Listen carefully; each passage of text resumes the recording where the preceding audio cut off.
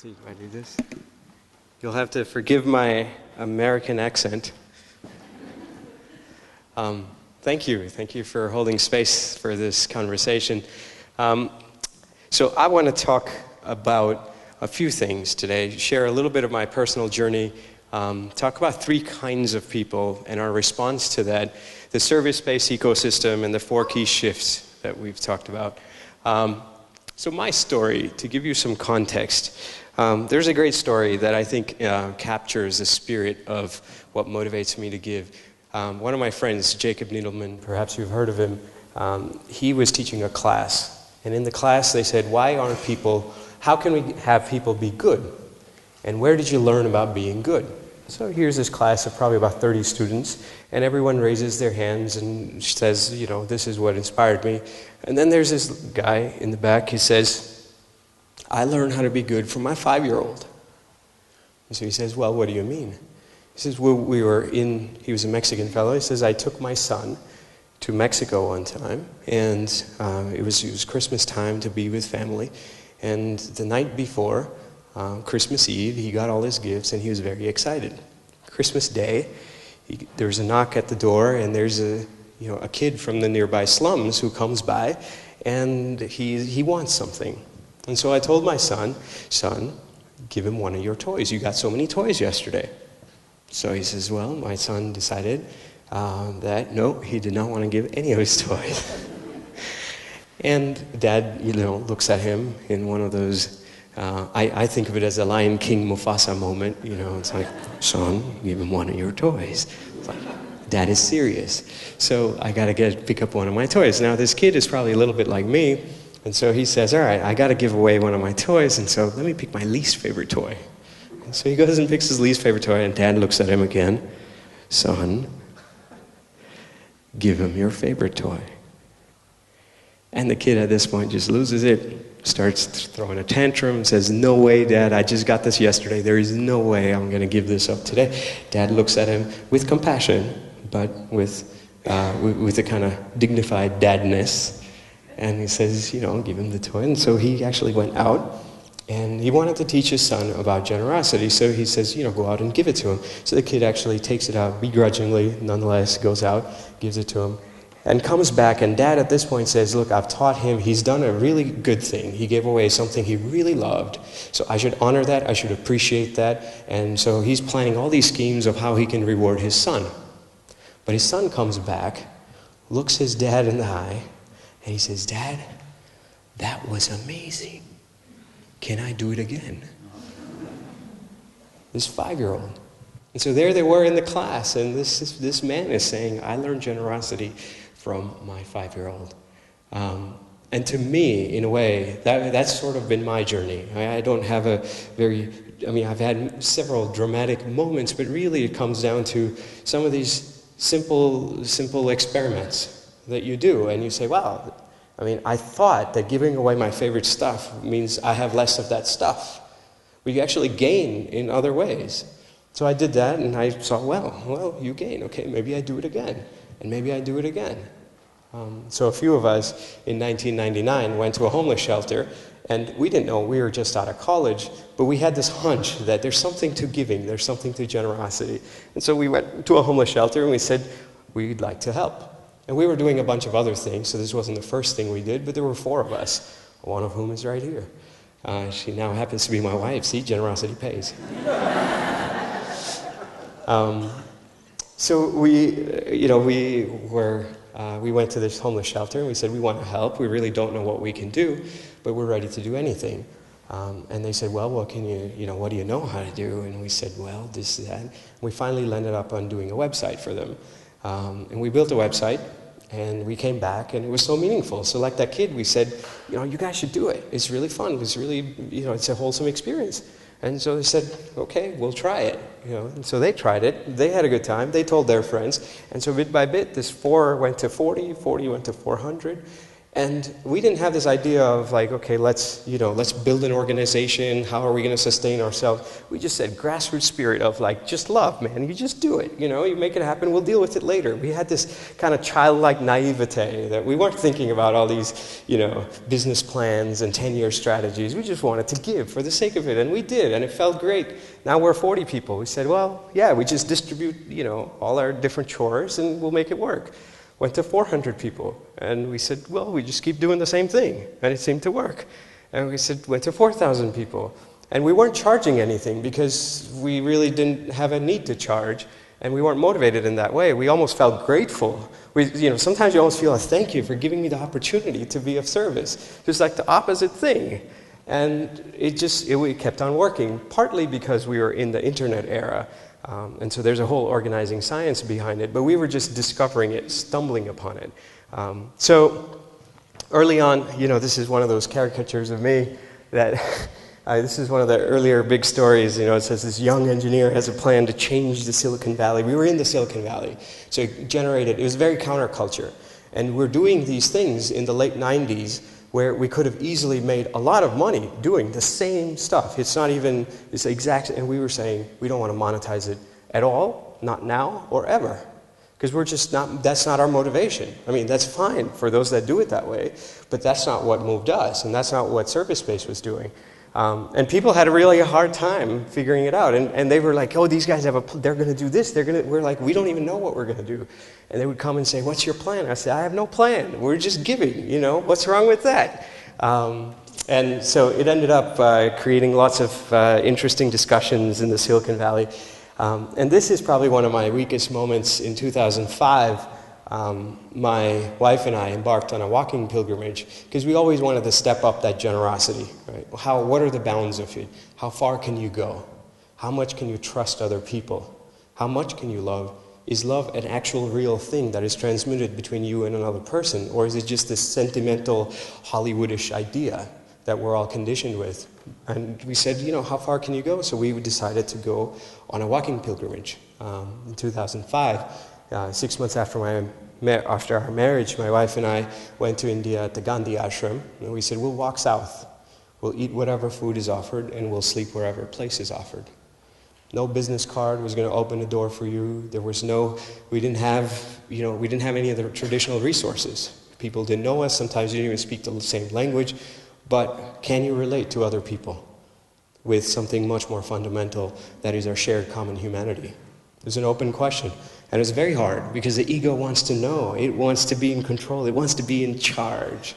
And this was one of those moments. It's a very powerful story behind it. But the essence of it was, my wife then tells me at the end of this episode, Nipun, I think you should just meditate. And I don't know how she managed to click a photo in there, but it just reminds me of the power of inner transformation. And it's a very humbling thing for me to see that, and even now, even in this moment, to be reminded of how deep we can go on the inside and how many miles we have to go, where most of our journey is so externally driven. So that's a bit about my personal journey. To start off with, to give you some idea of some of the work we're doing, so I was told that in the UK you don't have carpool lanes. But in the US, some areas get super impacted with traffic, so they want less cars on the street, so they say if people carpool, you can go in the faster lane. Now, in our area, carpool lane was free in the San Francisco Bay Area. And so what that meant is that some people who were just driving by themselves, they want to take the faster lane, and there were some people who needed a ride, so people would just line up, like over there, and there would be cars that would come and say, I'll just pick you up. Fair, makes a lot of sense, except on July 1st, a couple of years ago, they decided to change it from a free carpool lane to a toll of $2.50. Now, okay, fine, you have these different policy changes, but what does that do to people who are sharing rides? So you can, if you're standing in a line, someone pulls up in a car, do you give money? If so, how much?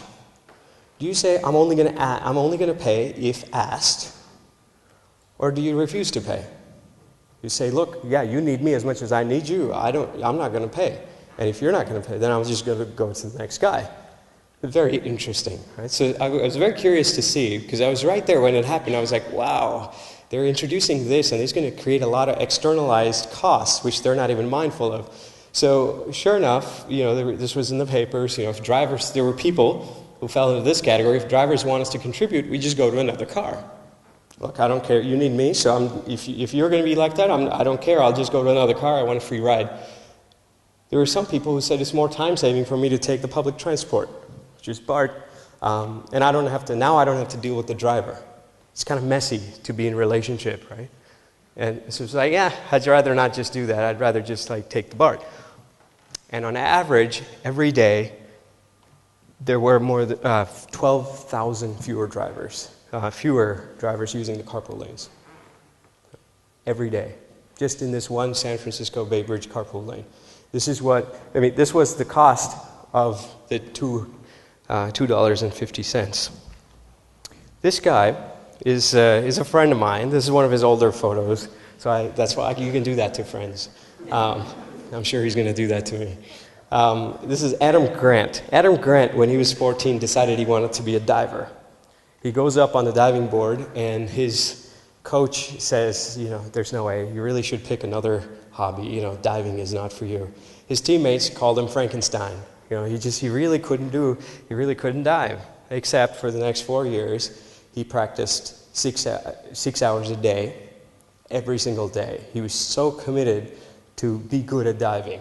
And he ends up being the state champ. He ends up being, he's a two-time state finalist, All-American diver, varsity at Harvard. He competed at top levels of diving. He then went on to be a very successful businessman.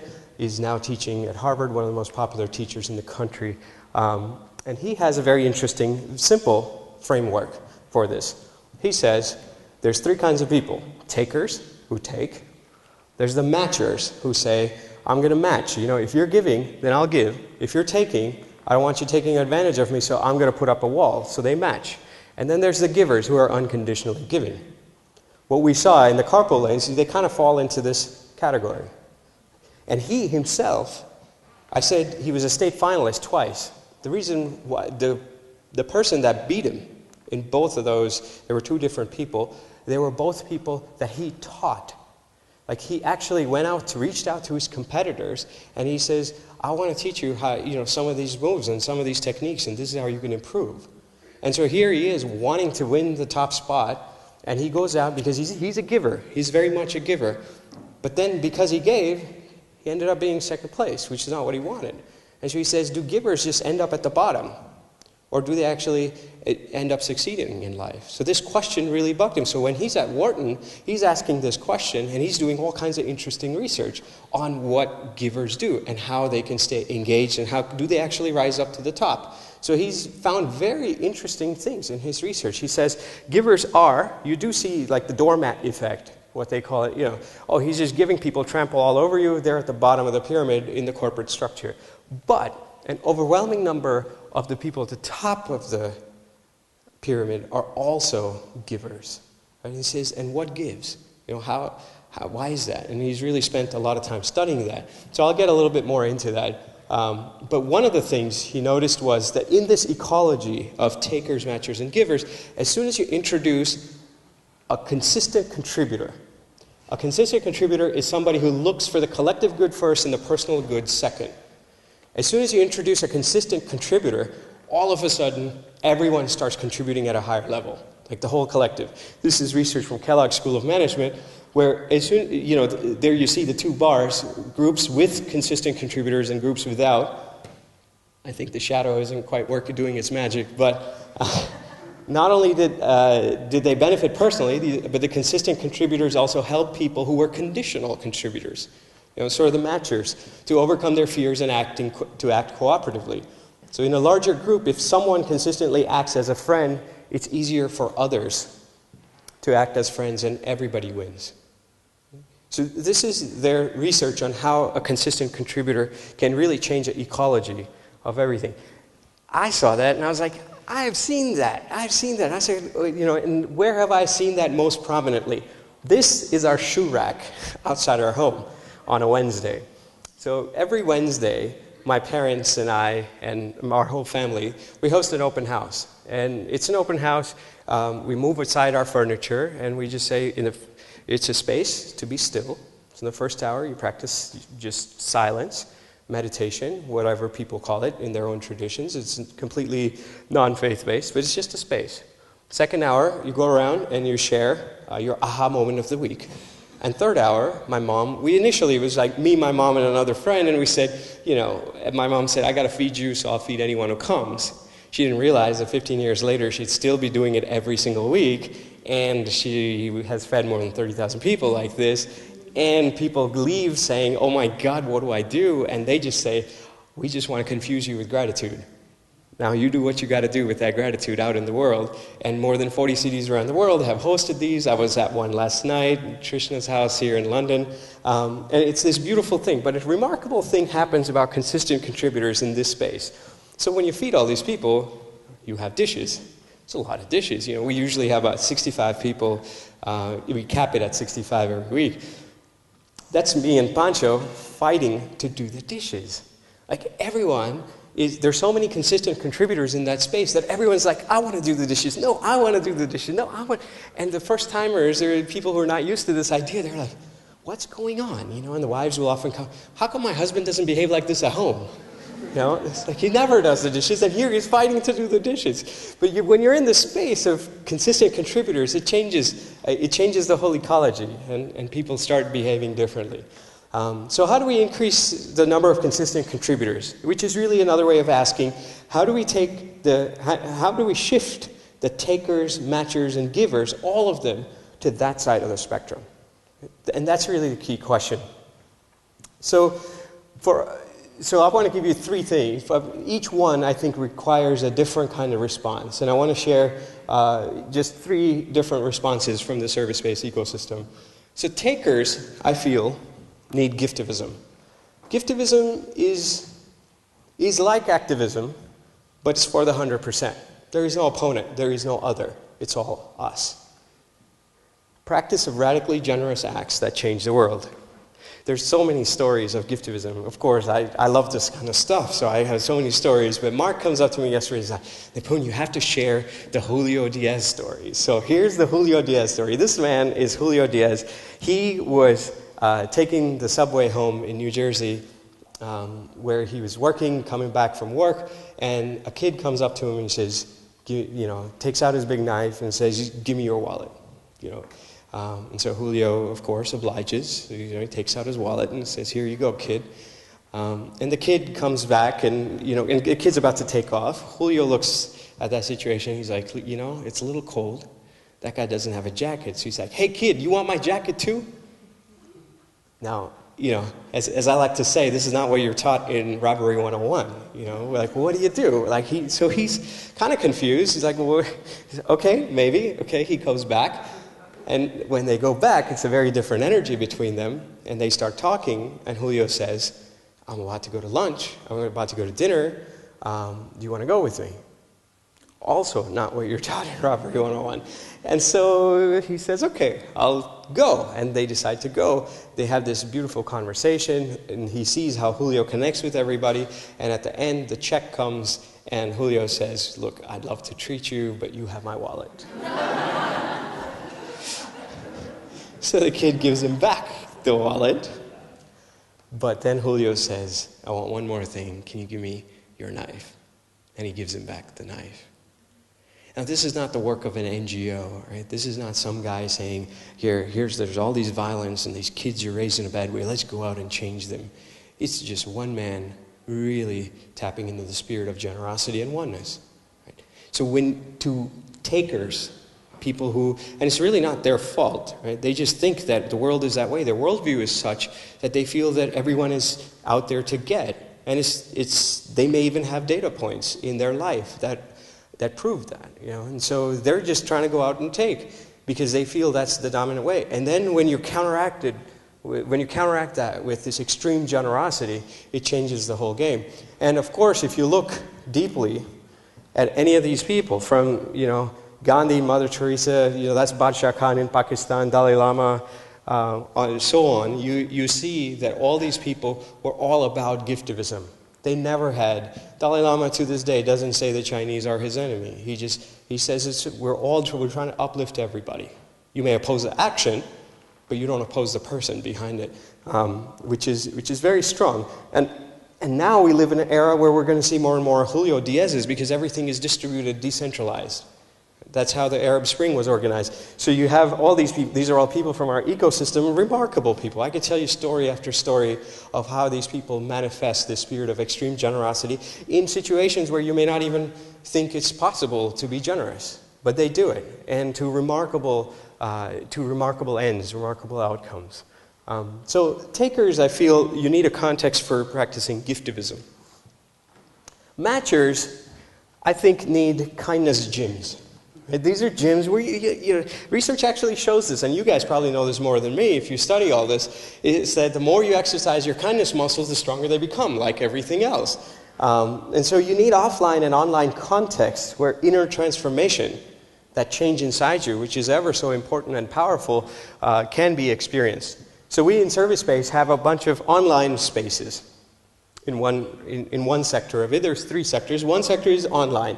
So you have Daily Good. For example, dailygood.org sends out an email every single day with just a little bit of good news. Now, why is it that CNN doesn't cover good news? Very hard to monetize.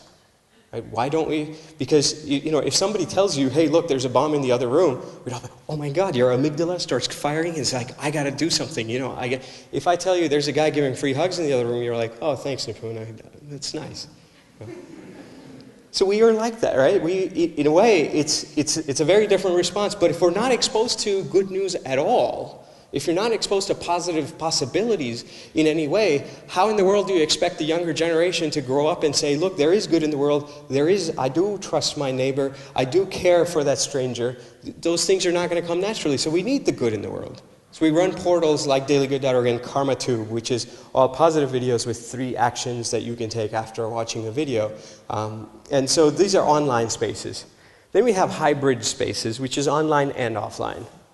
I don't know how many of you guys have heard of Smile Cards, maybe many of you have, but Smile Cards is kind of a kindness game where you do a small act of kindness and you leave a smile card behind. Tells the person, you don't know who did this for you, but keep the chain going. Pay it forward. Do something for someone else. So it's a reminder. Really, if we lived in elevated times, we don't even need the card. But the card is a really great reminder when we forget. And we live in times when most people forget, myself included. And so this is an experiment in that way. Now, people go and do a small act of kindness in their own local community, but they also go online and they share stories. And then other people read those stories and say, wow, I could do that. That was simple. Or that was creative. I hadn't thought of that. Or that makes me think of something else. And then someone came up to us and said, I love kindness. I love to do small acts, but I get lazy. So it would be great if I had a kindness buddy. He said, actually, that's a good point. It would be great to have a kindness buddy.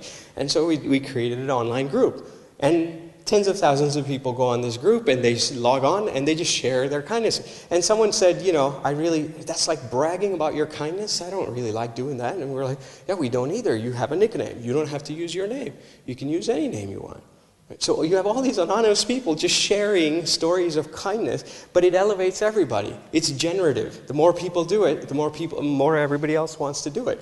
So this is an example of a space where it's a gym in a way, but it's a hybrid of online and offline. And then, of course, you have the whole fully offline ones. You saw Karma Kitchen in the video. You saw that it's a space where everyone pays forward for each other. Where someone before you has paid for your meal, your check reads 0, and you pay forward. And the kinds of things that happen in a space like that. I'll tell you one story of this man. I think it was just maybe second or previous. Maybe I'm trying to think of when exactly it was. Maybe a couple weeks before we went on retreat in March. So this guy comes in, and he's sitting at a table, and we have these wonderful Karma Kitchen t-shirts. Right? Now, we don't sell anything by definition, so if somebody says, but we have this underground rule, if someone says, that's a great t-shirt, so they would go in the back, they would change, we have extra t-shirts in the back, they would put that on, they would take their t-shirt off and hand it to them with a little laundry before use.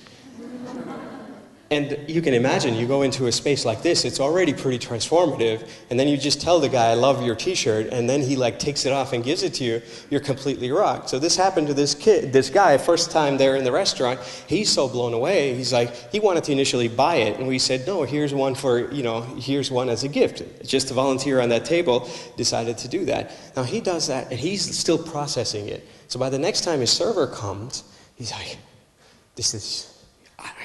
like he doesn't know. Usually he takes out a check and he writes something, you pay for it, but he just doesn't know what to do. Just totally confused. And then he takes out his backpack, opens it up, and he says, look, I work at eBay, and I've got 2 gift cards. I just want to give it to Karma Kitchen. What you guys are doing is amazing. They were $50 gift cards each, very big price for a t-shirt. So he gives us these, $100. And so we said, well, that's great, thank you. And then the server doesn't know what to do. Like, what do we do with that $100? And so we go in the back and we said, what if we just ask him to give it to other people in the space? So we go back and we said, thank you for giving it to Karma Kitchen. But Karma Kitchen is actually all of us. So how about you just go and yourself give it to somebody whom you don't know? And he looked at that, and now he's like triply confused. He's like, geez, man, what are these guys are? Who are these people, And so then he's a little nervous, so he's not really sure. Maybe he's not an extrovert kind of guy. And so we see that, and we said, okay, how about you just watch? We will go give it to a stranger, to a table especially a table that had never been there ever. So there was no history or anything. So we go to a table, and there's this woman who had brought her kid to teach him about generosity. And they were sitting on a table, and they were already blown away. And sometimes kids will bring their piggy banks with their parents, so they're taught empathy in this way. And you go and drop this $50 gift card, and we did it with another table, and you could just see people just completely turn red. They were like, where? It's that kind of response. They're like, what's going on? I came here, I thought it was like pay it forward, and you're just giving me $50. Like, where is this from? We said, well, actually, it's from somebody in the space who wants to remain anonymous. He's like, why is he doing it? Well, he decided, so you start tracing back all the kind acts, and you realize, wow, it's like this indirect reciprocity that keeps going around and round and round and round. Everybody feels elevated. People leave out of that. Now imagine that guy who opened up his backpack to give these 2 cards. He's seeing the response of both of these tables. And he's looking at it saying, oh my God, wow, I had the power to do that? And then he says, wait a second, it didn't even occur to me. It happened because of this server who gave me a gift. And so I was just paying forward. And now I feel like I'm receiving when I'm actually giving. It's a very complex dynamic, right? You don't know how to process that. But when we have spaces where we explore this kind of a phenomena, it creates very different patterns and designs. So Karma Kitchen is full of these stories. I could tell you hours and hours worth of these stories, but I feel like matchers really need these kinds of spaces where they can elevate themselves to a higher possibility of greater trust, love, and compassion. And lastly, givers, I think, givers can also step it up. There's probably a lot of givers in this room, but how do you support givers in taking it to the next level? And so I call them generosity entrepreneurs who really start to birth a new paradigm. So these are people, this is Richard, 65-year-old man in Oakland, California, United States. And he decided, he was running a magazine, incredible magazine. Those are two of the covers. It's called Works and Conversations. And he was, like any old magazine for 15 years, he had a subscription, and you put it out and you try to increase your subscriptions. We had a conversation, and I said, Richard, what you're doing is too valuable to be sold. He looked at that. Usually we say price, value and price are kind of connected. And I said, too valuable to be sold. And that's a very dramatic thing for somebody selling subscriptions for 15 years for a very high-end art magazine with conversations with incredible artists. But he looked at it, and he just kind of straightened his back. He's like, I get it. And he kind of straightened his back again. And he's like, I'm going to do it. And he reaffirmed that the third time, I'm going to do it. He went home, and he did it. What he did is he took out all the dollar signs from his magazine, and he sent a letter to all his subscribers saying, from now on, only offerings of gratitude. He offered them a refund for the existing subscriptions that they had open.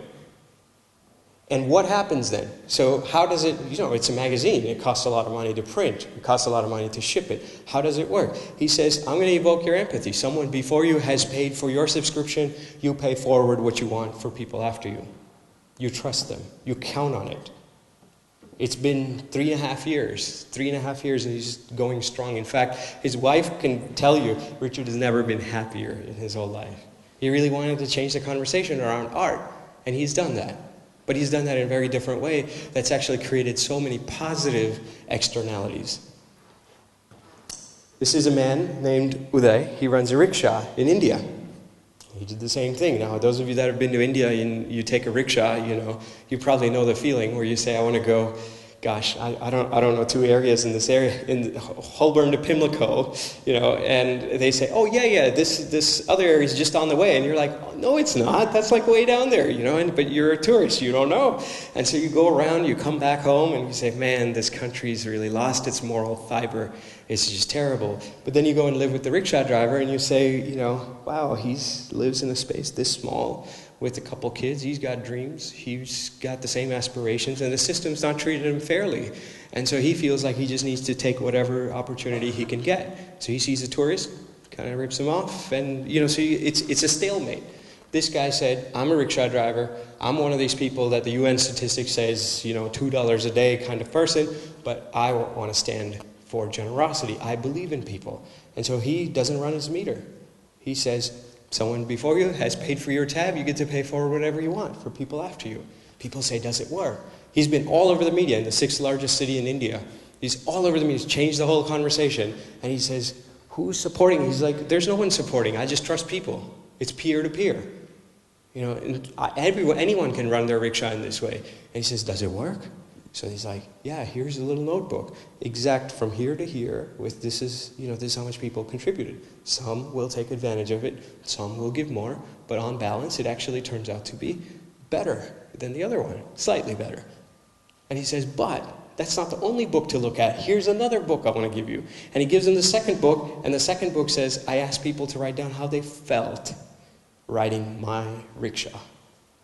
And you see the kinds of change, the kinds of vows people will take. That, wow, I learned generosity from a rickshaw driver today. I'm really going to do this. I'm going to do that. They are all friends. It changes a lot. So that's a rickshaw driver. This is Silas. He does filmmaking in the same way. That's Omatman. She's a doctor, and she says, I want to run a health clinic in the same way. So these are generosity entrepreneurs who are already givers, but now they're creating cycles of generosity which allow their projects to kind of sustain and create so many positive externalities. We often economists think of this idea of externalities. I have a paint company and it creates all this waste, and what do you do well, it's someone else's problem. I'll dump it in the ocean. And that's this idea of externalities. Now, externalities are usually seen as negative. But these are people who say they're positive externalities. For an economist, that would be an oxymoron, because if you're selfish, and you have something positive, why would you give it away? Wouldn't you want to internalize it? But no, these people externalize this cost. These are the generosity entrepreneurs and people in whom I hold a lot of faith. So service space is this giant ecosystem, 400,000, giant is all relative, but it's a big ecosystem of these people who really practice generosity. It's about 400,000 members doing all kinds of different projects, and really instead of plan and execute, like I'm going to plan, go from here to there, we've operated in the search and amplify mode. When you have so many interconnections between all these people, you say, wow, what's happening there? Oh, there's a rickshaw driver that wants to do so. Okay, let's go amplify that. So you're really in a very different servant leadership mode as opposed to the traditional dynamic. And for the internet, I could speak hours about how to organize on the internet, but it really works quite well. So that's the organization at its core. It comes down to 4 key shifts that we often talk about in terms of values. Consumption to contribution. This is where you appreciate what you receive and you pay it forward. You don't ask, what can I receive? This is true in every moment. If in this moment, I'm thinking, okay, what am I going to get from this? Okay, am I going to sell them this, or am I going to start this? That's a very different Nipun than the Nipun that comes and says, let me see what I can offer. Let me see how I can be authentic, how I can be sincere. In the same way, if you're listening and saying, oh, what can I get from this and how can I go and, or you're just saying, let me hold space, let me authentically listen. It changes the whole dynamic. So it would be the same thing, but yet not the same thing, because we're not looking at, if we both come at it from consumption versus all of us coming at it from a space of contribution, it would be very different. So that's one. The second one is transaction to trust, where it's not just tit for tat. You trust in indirect reciprocity, that I give a shoulder rub to someone, that someone does it to someone else, that someone does it to someone else, and everyone goes around, and eventually I get a shoulder massage as well. Now, it's not going to be the same, I gave this guy this much amount of, and my shoulder massage was this good, and the one I got wasn't quite that good, You have to let go of that. But what you get in return of letting go of that is the circle. And a circle is so much more resilient than one-to-one direct reciprocity chains. So that's trust. Isolation to community. It gets very isolating. If you're, selfishness doesn't really, if you're truly selfish, you would never be selfish. That sounds like a paradox, but I think I saw a Dalai Lama billboard one time. It says, be selfish, be generous. And that sounds like a paradox. How can you be selfish and be generous? But it's actually in our own interest to be selfless. And how do you cultivate this network of gift ties? So if we are all in a circle of gift ties, we all move to greater community, greater resiliency, and just greater benefit to everybody. Everybody wins. And lastly is scarcity to abundance. You can have the least. I've seen it. People who have the absolute least. I took my 14-year-old cousin to the slums of India one time, and we were walking around, and he had never been, and his parents also were scared. He's like, can you walk? You might get all these diseases. And I was like, don't worry about it. Let's just go. And we go, and we walk into this place. They don't even have a roof. They put a little plastic tarp on the top, and we walk in, random family, and they were eating. And right as they saw us come in, they're like, here, join us. And they gave us a little small burrito-like thing that they were themselves eating. And my cousin, 14-year-old, he's like looking at this and saying, wow, they have nothing, and they are just willing to share their meal with me. They don't even know me. They go outside, and there's this father and son eating from the same plate, and all they have is rice and lentils. And in this space and they're sharing. And I told him, you know how you have a feast every day? This is all these guys can afford. And not only that, if you actually taste that food, you'd realize that the lentils are super spicy. And why are they so spicy? Because they can't afford to eat too much. And this curbs their appetite. That's why they have very spicy lentils and rice. And they're both eating, father and son eating from this place. And he's looking at this, and he's saying, wow. And that family just took me in as if I was their own. And that idea of, they didn't have, you can say that they're living in very scarce circumstances, but they had a mindset of abundance. And when you are working from that mindset, it changes the game. It changes your actions. It changes how you connect with other people. So this is, these are the 4 key shifts that we talk about. And before I conclude, I want to bring up someone who exemplifies these 4 virtues. And has practiced it for a very long time. She was a teenager when we all first started volunteering with Service Space, and in the very early days, Trishna, she now runs she does many things. She's a visionary. She runs a portal for Smile Cards, which is called helpothers.org. She's a mom. She runs the Awaken Wednesday meditations here in London.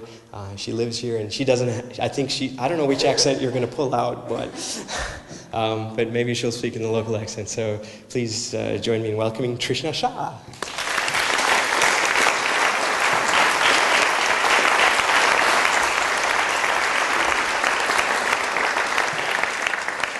And then I'll conclude. She's just going to share her story for a little bit, and then we'll conclude and do some dynamic Q&A. We want it to be interactive, so we've got a little game at the end as well. So we'll give it to Trishna first. Thanks. Hello, everyone. I learned a bit about Action for Happiness's work a few months ago when I had lunch with Mark. And one of the things that really excited me about kind of the things that they're developing, especially this coming year, is around building local communities to kind of help support each other, to kind of live these values, to lead happier lives. And when he told me that, I was saying, that's so kind of what service-based is all about. And I've really personally benefited from being a part of kind of a like-hearted, community of people. And it's really served my own journey in so many ways and helped me to kind of dig deeper and serve. And so I was saying, it's really, I'm so happy to see that that's the direction that kind of Action for Happiness was going in, and how I could imagine kind of, what's going to happen here in Britain when there's all these kind of local action groups. So I thought I'd share a little bit about how kind of the role of communities has really played a really big role in my life, in kind of my journey, and how really at every kind of major phase in my life, the role of kind of being with people who really believe in the same values has helped me to kind of practice those values and keep digging deeper and keep giving and keep giving. It started back when I was, even in high school. I was part of a community service club, and that's not kind of what typical high school students probably get involved with, but being a part of, even that kind of a club in high school was where my service journey really started. And I had a chance to, go and spend time with orphans. We did kind of an activity with homeless kids during Christmas time. And that really just opened my eyes to like what I could give, even though I was just, a young teenager at the time. And then I moved on to college. And again, in college, communities played such a big role in terms of learning to go within. I mean, that's kind of around the time that I started meditating, and it was literally through kind of being a part of a community of people who were doing this kind of stuff. And it really helped me to kind of stay on that path and become a lot more kind of familiar with meditation at the time. And then there was kind of another community I tapped into as college was finishing up. As Nipun mentioned, we were all quite young at the time that service-based started. And that was kind of the next community that played a really huge role in kind of the next phase of my life. And you can imagine that an organization that stands for these kinds of things attracts beautiful people. A lot of different people with just beautiful hearts want to be part of something like this. And those people who are complete strangers when you first meet them become your friends and, really supporters as you kind of ride that journey together. And for me, the service-based community has been, a really, really huge part of my life. And I think it's not important, what we label it as, whether it's Action for Happiness, service-based, whatever it is. It's about kind of these values that we all believe in and are really close to our hearts, and kind of finding people who really share that and kind of riding this journey together and supporting each other. With service-based, I mean, I have literally stories for like every phase of my life in terms of how kind of that community has really, really supported my own kind of service journey. I'll tell you a few examples kind of from when I moved to London. A lot of what Nipun talks about, I think having lived here for 7 years, I can see how a lot of local people might, roll their eyes and say, that's, Americans are into that kind of thing. Like it doesn't fly here in London. But I've kind of done my own experiments, my own kind of kindness experiments here in London, and seen that, though it may not be the dominant paradigm, there's definitely there's people who are into it, but you have to kind of share it with them and then bring them into that space. I'll tell you about one example. It was probably just 2-3 years ago, a few of us friends got together and we said, hey, let's do something with smile cards. It's fun, it's summertime, let's go out there. And we decided to bake cupcakes. Cupcakes, as you all know, have become like the new craze in London the last couple of years. So we said, let's get together, bake some really beautiful cupcakes, put some smiley faces, just like nice things on them, make them really look good, and then go out and offer them to people in Hyde Park. So about 15 of us got together. We're wearing these like t-shirts that had the front of the smile card printed on them. And we went to Hyde Park and we literally had these trays and we're walking around saying, hey, would you like a cupcake? This is just a gift from us. And of course, a lot of people were really confused and they were like, why are you just giving me free food? And it actually looks really good. So I kind of want to take one, but I want to know what's like the hidden agenda here. Like what do you want from us? Is this part of like a church group? Is this part of this? Is it that? What is it? What do you want from us? And we said, we don't want anything. We're doing this actually for ourselves. Like we're trying to cultivate a heart of goodness, just cultivate that kindness in our own hearts. And we know that the only way we can do it is by going out and doing good things and sharing that kind of spirit with other people. And that really, it's not about how they're reacting, it's about how it's changing us from within. And people were really, really, I mean, obviously it piqued their interest, and they were really surprised that people would go out and do this. And lo and behold, our cupcakes were gone in, just like an hour and a half or something. And it created a real shift in all the volunteers too. Most of the volunteers were local people from London, and a lot of people were really intimidated when we first went out. They were scared to walk up to strangers saying, "Would you like a cupcake?" I mean, it's not what you see when you normally walk through Hyde Park, but it really changed all of us. It changed our own perspective, and we realized that we can, A, we connect with people, through the spirit of kindness, but B, it really does shift people. Like, so many people left just with huge smiles on their face, and later on, other people who came by said, "Oh, we saw these other people, and they told us like where they got the cupcakes from, and we were so amazed to see that people were doing something like this." So even in a space like London, these kinds of kindness experiments can really make a shift. In terms of my own journey, I was telling somebody the other day that I feel like I really understood the power of random acts of kindness when I myself was tagged. I think when you're in this space, like service space, we're always kind of sending off care packages to someone anonymously and shipping someone this book we think they might like and not leaving a name and, just kind of little things. But you're often not kind of in the space of like receiving these things because you're always, you're actively doing it yourself. And in the last few years, I've had just different kind of phases in my life where I've just received these kind of anonymous acts of kindness that have just completely shaken me up and just really, really touched me. When I started a new job, when I moved to London, I decided to kind of move out of the corporate sector and make my first transition to the charity sector here. And I had a really hard time getting a job. People didn't believe that someone from a corporate background had any genuine personal interest in the nonprofit space. And when I came here, so many people just questioned, why are you doing this? Eventually, I landed a job at like a really lovely charity, and I shared it with my friends back home, a lot of the people in the service-based community. And then I came back to my house. My husband and I had gone out for dinner, and we came back to our house, and the doorman said, "Somebody has left this parcel for you."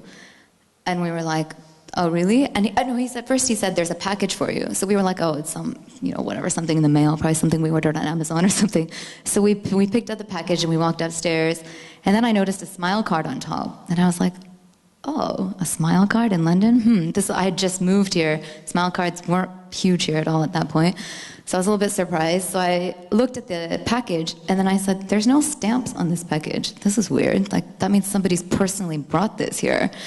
And then I opened it, and it happened to be a piece of artwork by this person who I was just really, really personally inspired by their journey. It's somebody who's nearly blind, who actually does this amazing ink artwork.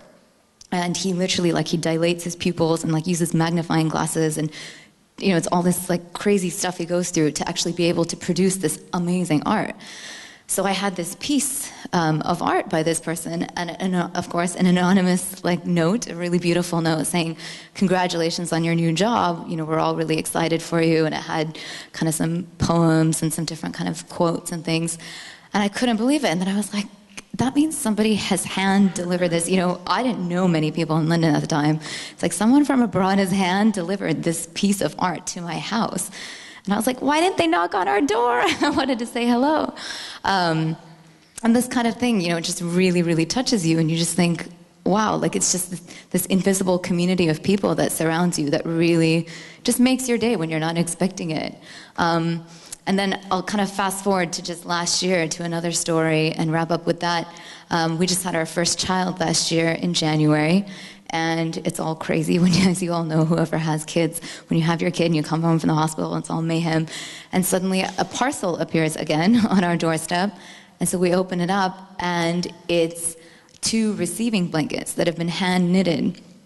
And we were like, we open up the card, and it's, again, from anonymous friends, part of this kind of community of people that we know. And they said, these blankets have been made with love. We've given you 2 blankets because we want one to be a gift for your daughter, and one to be part of her first kind act that she does. We'd love for you to pay it forward to another baby. And so I thought, this is amazing. Not only does kindness change me, it's inspiring, a future generation of kind of people who were going to be doing kind of the same kind of thing and living these values. And it inspired me to kind of really get into it, and I made like a big bag of all kinds of goodies for a newborn. Our daughter was born 2 weeks early, and when you're not expecting a child to be born early, you don't have preemie clothes and all this kind of stuff because you think you're going to have a normal kid. And I was like, it'd be great to kind of put together a preemie package and take it to the hospital and give it to the nurses and say, hey, if you guys have another mom who has, an unexpected premature delivery, we'd love for you to just gift this to them. So I made a big package, included this receiving blanket, and wrote kind of a card sharing the story. And I took my daughter with me. She was only 6 weeks old. We went together back to the same ward where I delivered her, and we gave it to the nurses there. And we could have given it to somebody ourselves, but we wanted to kind of make them part of this kind of chain of giving. And they were so touched. They kind of went through everything, and they were like, oh, this is so amazing. No one ever does this kind of stuff. And they were like, we already have this family in mind. They had twin girls, and they had them really early, and they're really small. We'd love to give this to them. And so that was, again, just another moment where it's not only changing me, but I've written kind of the whole story and put it in my daughter's kind of memory box for her to read when she grows up, so that she knows kind of where her first kind act came from as well. So thank you for listening, letting me share a little bit about my journey and kind of how the role of community has really inspired me to kind of really dig deep and serve. And I really look forward to kind of the local communities for Action for Happiness blossoming kind of all over the UK and hopefully being part of them as well. Thank you.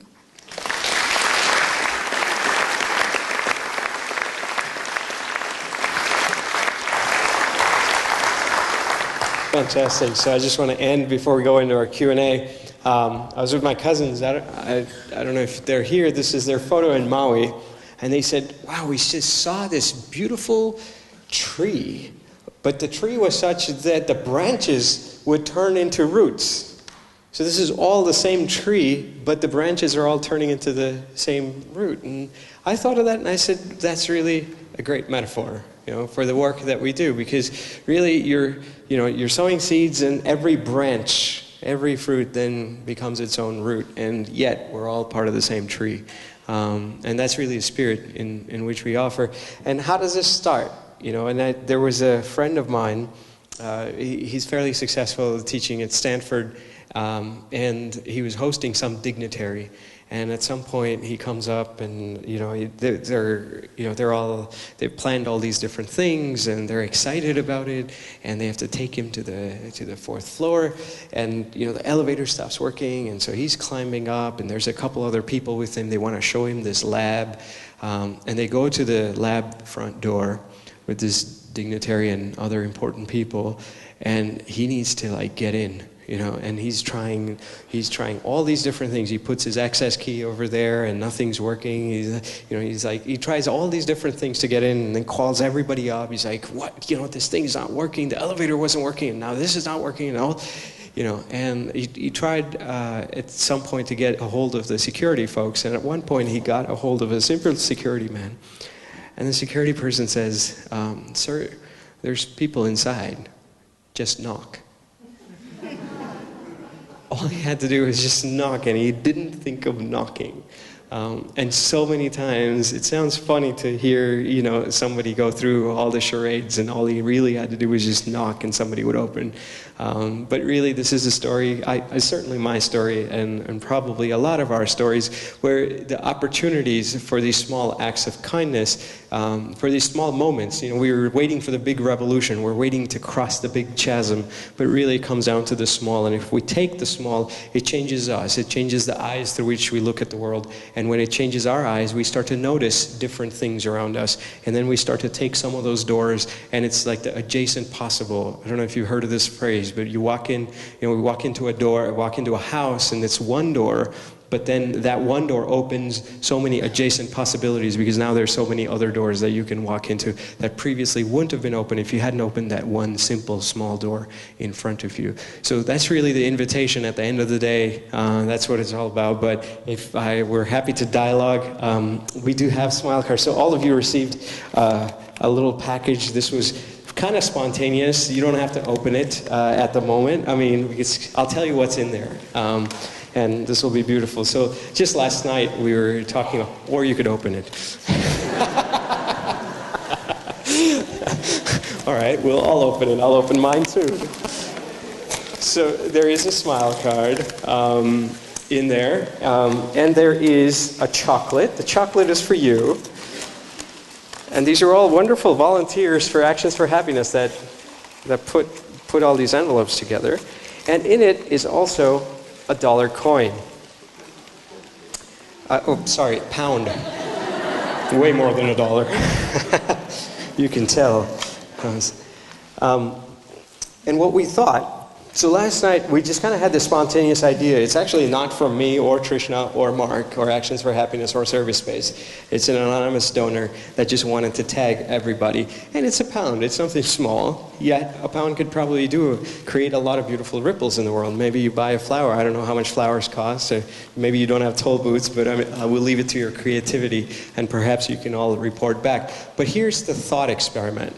Right? What if we haven't earned this? So when we don't earn things, when we haven't worked hard to get it, when we receive things as a gift, what is our responsibility to pay forward? What if we had everybody turn to the person next to them? We're not going to do that. But turn to the person next to them and give their coin to the next person. At the end of the day, you have a coin now, and after you give one to each person, you'd have a coin then. It's the same thing. It was just extra work, or was it? What if you had a lane at the toll booth where everyone is paying toll for the car behind them? And you had a lane next to them where everyone is paying their own toll. You look at the economics of it, at the end of the day, $10,000 here, $10,000 here. But which lane would you want to be in? Is it just a play of the mind? Or is it something different? You walk into Karma Kitchen, I could tell you it's something different. Everyone is paying forward to each other. It's the space between us matters. It counts. When we have that heart-to-heart connection, even if it's the car in front that I don't know and I don't recognize, it elevates me.